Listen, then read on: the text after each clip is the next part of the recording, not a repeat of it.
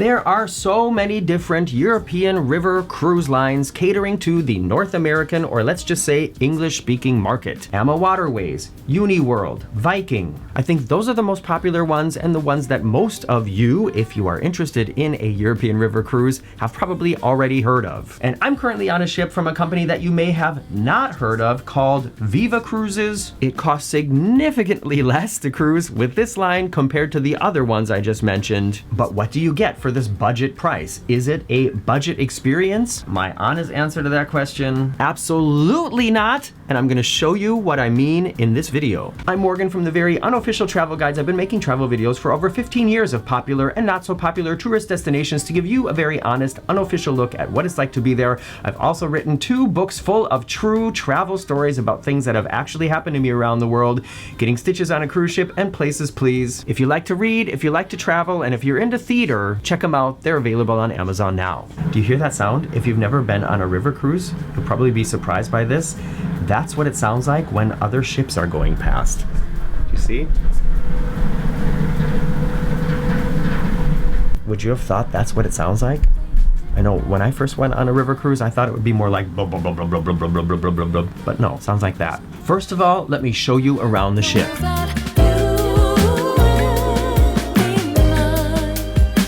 The Viva One is set up basically like every other river cruise ship I've been on. There are 3 main decks that all lead to a central lobby, as well as a top deck with certain amenities.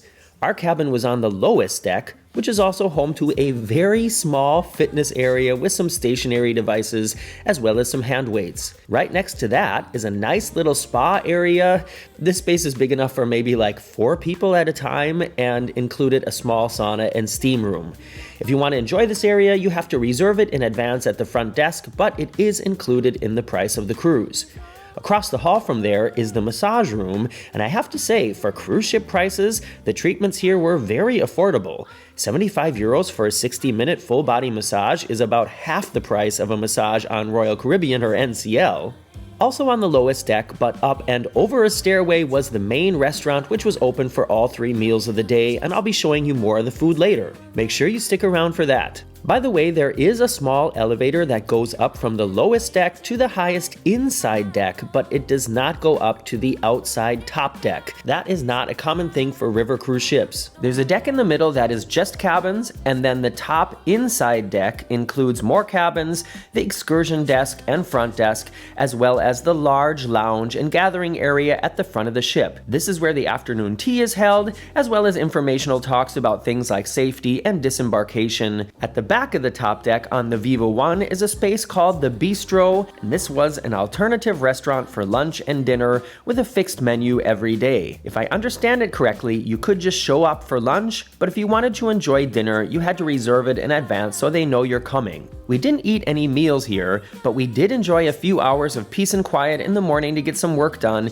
and really appreciated the coffee machine that was on at all hours of the day, as well as the never-ending supply of cookies right next to it. The top deck of the Viva One is a very basic setup with lots and lots of open space, many loungers, and tables. The hot tub at the back was, however, the largest I've ever seen on a river cruise ship, and it was on and warm every time we walked past and stuck our fingers in. The front of the ship seems to be set up so they can have like outdoor barbecues and maybe happy hour events, but it was way too cold on our cruise for anything like that.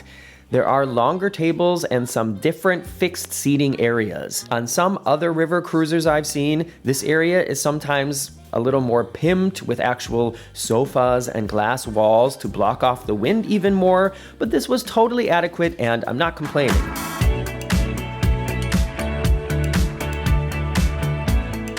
I've already done a dedicated cabin tour, but if I just give you this quick look around, is this what you would expect from a budget river cruise, or does this look pretty nice? In my opinion, this is way more than pretty nice. This is excellent. And I know one factor that's really important for a lot of people, including me, is the food. So let's take a look at that too.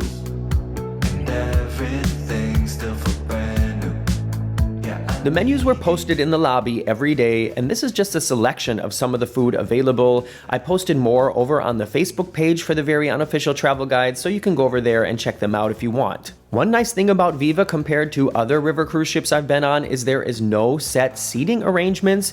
You just show up and sit wherever you want, whenever you want, during opening hours. Breakfast was buffet style in the main restaurant, but there was also a small list of things you could order to be made fresh, like avocado toast or fried eggs.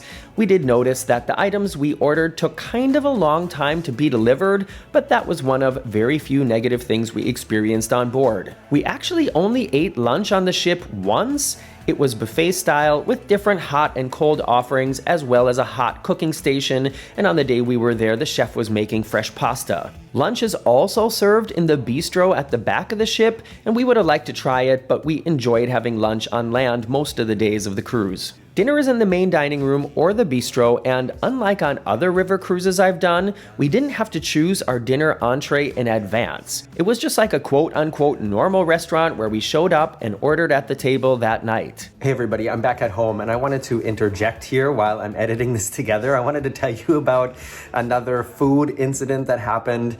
If you've been around here for a while, you know I'm kind of a picky eater, and that has led to certain situations for me on board. Another one that comes to mind is the burrito incident in the MSC Yacht Club. Anyway, so one night at dinner, there wasn't an appetizer that sounded appealing to me, but on the dessert menu every night, there's always a cheese plate. And I thought, okay, well, I'll just order the cheese plate from dessert for my appetizer.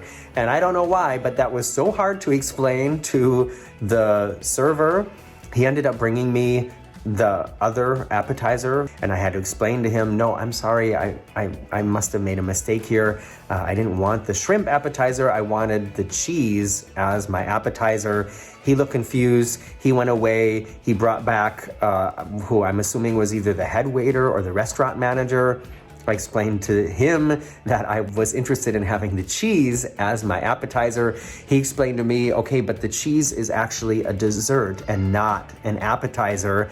And at this point I'm thinking, okay, is the cheese like in a time lock safe that only opens at a certain time, and that's why they can't bring it to me now? And this is really not a big deal, but it's just one of these, like, it seems so simple to me, like, just bring me some cheese. And yeah, it became this whole complicated situation. So I guess what I'm trying to say is, first of all, not really a huge deal, but if you do have special dietary restrictions, or if you're like really picky like I am, just be prepared. It might take a little bit of extra time to accommodate your needs, because river cruise ships are much smaller than ocean cruise ships, and they don't have like tons of extra ingredients and a huge kitchen.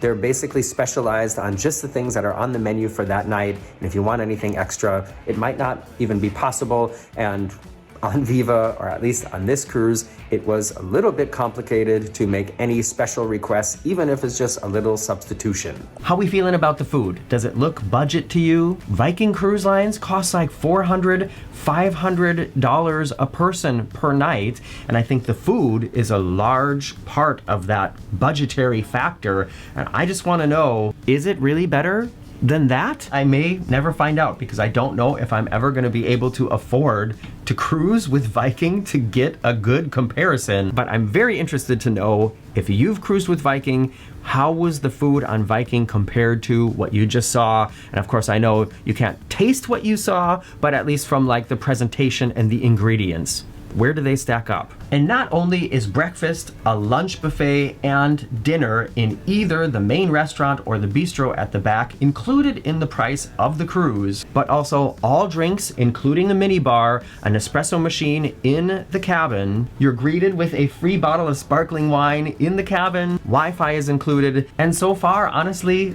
like top-notch, excellent, motivated, friendly service has also been included in the price of the cruise.